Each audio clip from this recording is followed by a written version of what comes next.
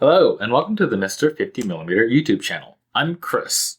For this video, we're going to be going over the dynamic range king of yesteryear. And of course, by that I mean the Fujifilm FinePix S3 Pro. Now, I was actually going to get the S5 Pro, but those are getting kind of expensive and kind of rare. And I'm cheap, so I figure that both these cameras should have pretty similar functionality as their sensors are very close in their specs. The S5 though basically has minor tweaking done to the low pass filter to reduce moire, and I believe that they tweaked some stuff so the high ISO is a bit better. So I'm gonna guess that the images should come out fairly samey. So I don't think I'm missing much in the terms of image quality by getting the S3 over the S5. However, user experience, that's a different story. We'll get into that later.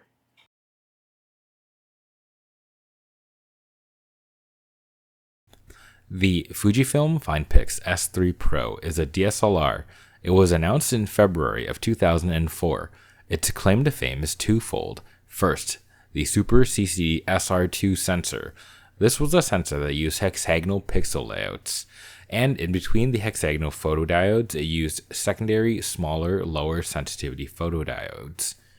I'm going to be posting a illustration of this that I found online. I'll link to the original source below.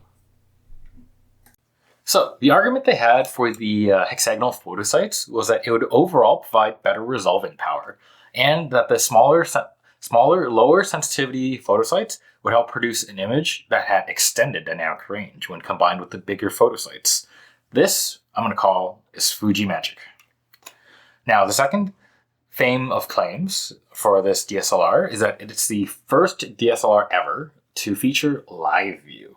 It's a strange implementation, and yes, it is even stranger than that found on the Olympus E330 and 520 with the weird live A and B modes or whatever, but we'll get into that later. All in all, the camera features basically 12.34 megapixels worth of photosites, or photodiodes, which are made with combined into pairs, which produce 6.17 megapixels worth of photosites. Now, this can actually output a 12.34 megapixel interpolated image, and the sensor is itself an APS-C sized sensor, so 1.5 times crop. Now, the camera body is based off of the Nikon F80 or N80, depending on where you live, and that basically means it has a 5-point AF. Unfortunately, though, since it's not a flagship film body, it doesn't use the excellent 1005 pixel metering system thingy, but rather the cheaper 10 segment matrix metering system. It has an ISO range of 100 to 1600 and a flash sync of 1/180. Shooting speed in the standard dynamic range mode is apparently 2.5 FPS. Let's demonstrate. Oh, so speedy. However, if you use the Bigly dynamic range mode, you will be reduced to 1.2 FPS for 3 RAWs. Now, let's see. That actually did not sound like 3.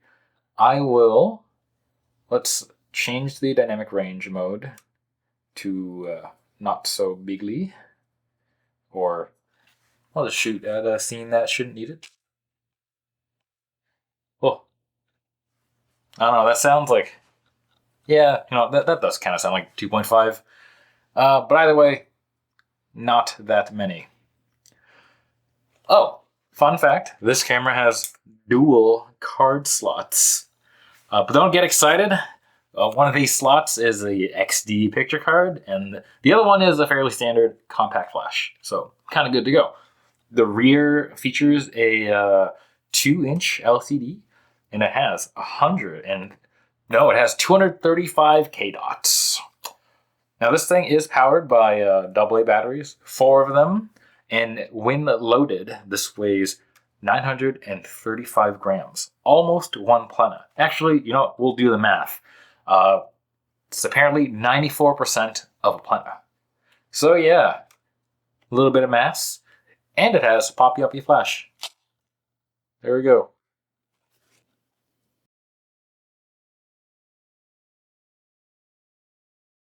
Shooting with the S3 overall feels pretty good in the hands. It's a bit round with the digital bits kind of extending at the back, but overall makes for a good deep gripping experience. The camera's build is plastic with the metal frame underneath, but it doesn't feel cheap. At least, you know, it's not as robust as a Nikon F5, but it ain't a Holga. So, you know, somewhere in between. Overall, fairly solid. Now, additionally, despite the near plena weight, it doesn't feel too heavy in the hands. The balance is fairly good, and the controls, since they're based off the F80, you know, they're to be expected, pretty good. It has 2 command dials, and it's not so like ridiculous that you don't have to do a lot of button presses to do things. Again, command dials and the dials on the top kind of help with that. You know, you got your PASM modes and your continuous shooting dials up here. Let's see if it'll focus. Oh, there we go. So yes, it is fairly intuitive, and even the digitally integrated bits work pretty well with the film body, and the 4-way D-pad is pretty good. Alright, so you'll notice on this camera it's got a sub-display over here on top of the color LCD. And it has 4 soft buttons as well. I really like these things. They let you change functions pretty quickly based on what screen you're looking at. And the screen itself presents reasonably good info. You got your ISO, battery level, and how many shots you got left. So yeah, weird little sub-display, pretty great. I guess saves battery compared to using the color 2-inch display on the bottom. Alright, shooting the camera is a reasonably good experience, although the finder isn't the biggest, and that's since it's based off the N80 camera, and on top of that, the 1.5 sensor crop does come into play here. Now, AF performance is reasonably snappy and pretty accurate. As far as framing goes, if you're going to get the camera, I recommend using the center focusing point, as it's the only cross-type AF point, so it's the most accurate one. Now, metering isn't all that bad, especially when earlier on I said it's just a 10-segment metering and not the like fancy 1,000-pixel one on the F5, or you know, looking at more contemporary Nikon systems, the 10,000-pixel system. I didn't have a problem with the metering overall. Now, here's the thing though. The system itself, when you are shooting with the camera, you have to be aware that like when you shoot, you take a shot, the whole thing kind of locks up. Now, you can't really change settings apparently other than white balance, but I'm going to turn it around. Okay, so I realized in the clip I'm showing here, I basically cover up all the buttons after the shutter release, so we're going to just take a photo here, and I'll show you. Alright, now to change it to manual mode. Take a random photo, and while you're doing that, look at that. Things don't respond until that goes out. Oh, there you go. It did. So maybe it's not that bad, but things kind of lock up with the sub menu for a little while after the photo is done, until I guess most of the buffer is dumped.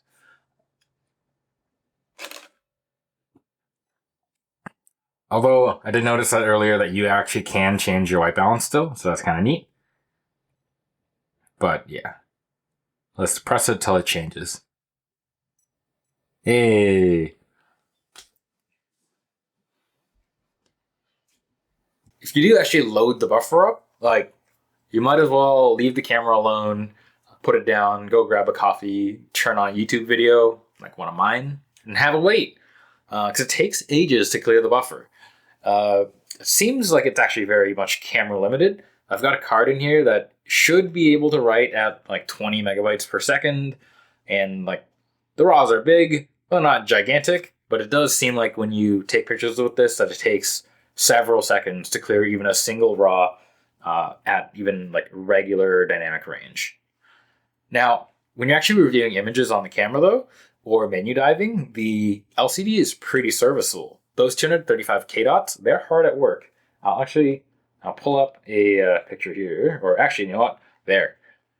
I know it's not going to be the most useful representation looking at me holding up the camera, but, you know, take my word for it, it's a reasonably good review screen. Now, the camera's ISO performance is pretty good from the 100 to 400 ISO zone, and things start to get dicey when you go up.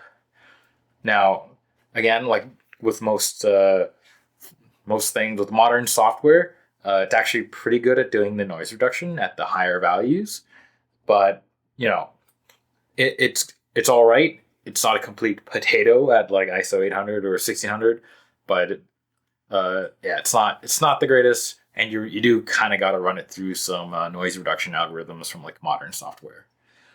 Now, the other thing that kind of sucks about using the N80 body for the basis of the camera is that this thing cannot really meter, or like can't meter manual lenses.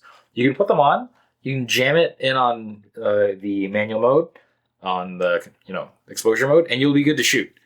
But it does come into play, especially if you are planning to use vintage lenses.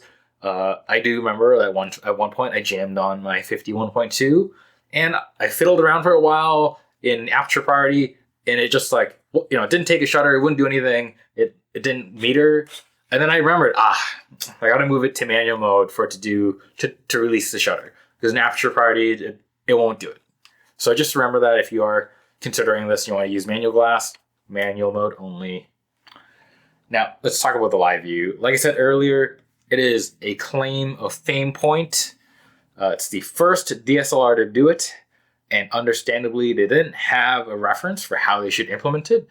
Yeah, so unless you count point and shoots from beforehand, but for a DSLR, they didn't know what they're doing. Yeah, so I'll flip the camera around and we'll have a look at diving into the live view in a second.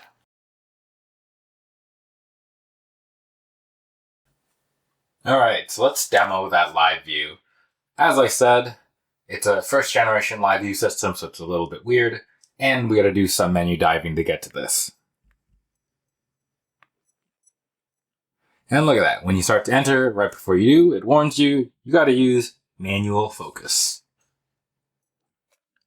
All right, so as you can see, we have a image of Kirby there, and you may have noticed on the corner of the screen, you got a 30-second timer. You may have also noticed that this is a black and white only live view. So again, kind of weird. I'm guessing also that the 30-second timer is there to prevent the CCD from overheating. So overall, the live view system seems kind of finicky, but at least you get to zoom in at the center of the frame. So that's kind of nice. Oh, there you go. So 30 seconds up, and it just shuts itself down. So overall, live view is kind of a gimmick here. It's kind of weirdly implemented, and it's black and white. But, like I said, you get to zoom in on the center of the frame. So I think there's some utility there if you actually want to use some manual focus lenses and focus check on tripod, because it is, many clicks to get into this live view system. So not entirely worthless, but like almost. So the battery situation is good and bad. Again, it takes regular AA batteries. But here in Canada land, in the wintry coldness, I noticed that the temperature really takes a toll on the batteries. Now, this is pretty true, especially for alkaline and those nickel metal hydride cells. They just don't tend to last very long. However, I actually switched to some fairly nifty lithium-ion batteries that were AA's and, rechargeable, obviously. And they appear to actually last much longer and appear to not be nearly as bad in the cold. So, pro tips for any viewers who live in a place that has winter. Okay, so I know this video sounds entirely like it's just weird niggles about the camera. and why it's a bit of a pain in the ass to shoot. And that's because it is. The camera has a lot of really strange quirks and faults, but in spite of all of that, it's a good shooting experience. The shutter sound, the mirror slap, and all the jank kind of comes together to deliver images that aren't quite 12 megapixels, but definitely have pretty good dynamic range. And that makes for, a potential great looking photo. Oh, right, one last weird little niggle. This camera, it only works in half stops, so, no third stops, if you're into that. And unfortunately, I am. But otherwise, that's it. So, this camera isn't for everyone. That was true when this was new, and it still applies today. But if you want to get a feel for the camera of this type and the dynamic range that it could deliver, there's not that many other options. The slow clunkiness of the camera actually kind of makes it a reasonably solid walk around to do static shots with. And, the camera's files don't come out super baked, but there's a lot of potential in them for baking. An excellent cake can be had. And all this means is that when you do get a good shot with the S3, it feels really great, if that makes sense. Just don't buy this to do like action. Unless you're like a real glutton for punishment and you're willing to wait like a minute for the buffer to dump.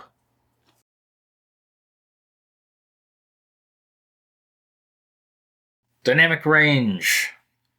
Now this camera has actually got pretty good dynamic range, not just for a vintage camera, but for a camera of the modern era, kind of. There's a couple asterisks. Well, there's one asterisk here.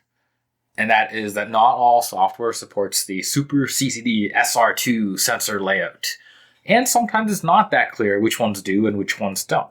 It seems that the big companies, your Lightrooms, / your Adobes, your DxOs, they all open and retain the entire image structure, both your primary chunky sensor and your smaller one. However, the freer options either struggle with this or don't take into account the smaller pixel at all. I noticed this with the Raw Therapy and with Darktable. They open the file, but it definitely seems like they don't take into account the smaller subpixel designed to capture highlight detail. Or if they do, they kind of suck at it. So, there's that. Now, if you do plan on getting the camera but you don't have a suitable program, I would tell you, don't worry. Fujifilm actually still has you covered.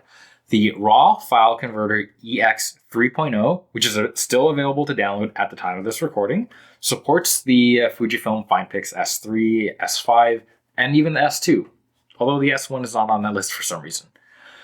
And it actually has some pretty reasonable editing power. So, there's that.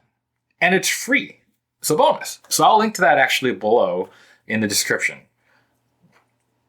And when you use the right software, you can really see the sensor's ability to recover highlight data. Now, in a minute, we'll turn to a voiceover and I'll show you some samples that have been scaled down to compare the S3's 6.1 megapixels. So we'll try to, level the playing field. I'll pick a camera of a similar era and a modern camera, either the A7 III or something else.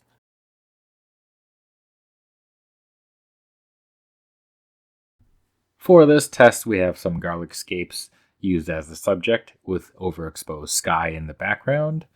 As you can see right off the bat, the S3 kind of has the advantage here. Skies are still blue. The 40D and A7 III look like their skies are blown.